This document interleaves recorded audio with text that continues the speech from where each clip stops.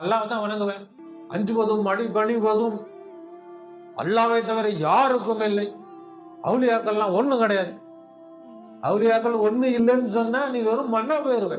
அஞ்சுவதும் அடிபணிவதும் அல்லாஹ்வுக்கு என்று சொன்னால் நீ அவுலியாக்களுக்கு அஞ்சி ஆகணும்.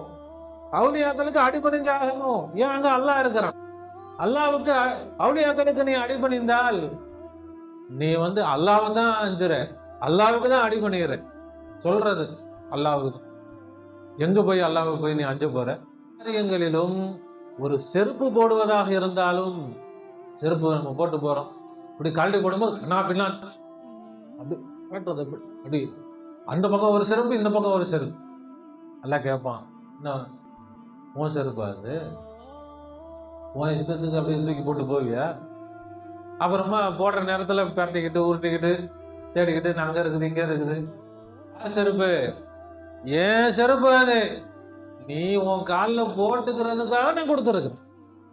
அப்ப ஒரு மனிதன் செருப்புக்கு மரியாதை செஞ்சா அவன் யாருக்கு மரியாதை செய்யறான்? அல்லாஹ்வுக்கு மரியாதை செய்யறான். மரியாதைக்கு பேரு தான் வணக்கம். வணக்கம்னா என்ன? மரியாதை தானே. அப்ப எல்லா வஸ்துக்களிலும் நான் அல்லாஹ்வை வணங்க வேண்டும். அல்லாஹ் வணங்குறதுன்னா பள்ளிவாசலை அல்லாஹ் அக்பர் தக்பீர் கட்டினா மட்டும் தான் வணக்கம் இல்ல. வாழ்க்கை முழுவதுமே வணக்கம். நம்முடைய ஒவ்வொரு செயலும் என்னதான்? வணக்கம் தான். எல்லா காரியத்தையும் அதனுடைய அமைப்பில் ஒழுக்கத்தோடு நாம் வாழ்ந்தால் அதுதான் வணக்கம்.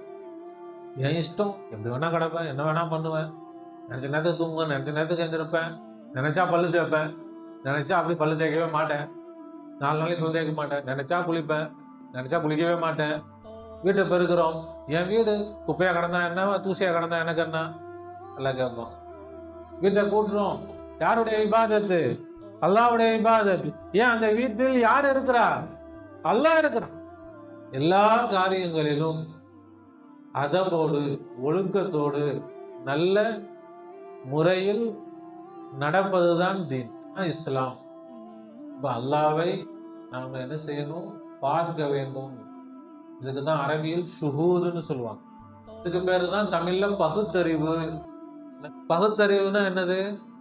அறிவு வேற, பகுத்தறிவு வேற. அறிவு மிருகங்களுக்கும் இருக்குது, அறிவு ஆடு மாடுகளுக்கும் இருக்குது. ஏன் ஆடு மாடுகளுக்கு தன்னுடைய எஜமான் யாருன்னு தெரியாதா? ஒரு நாய்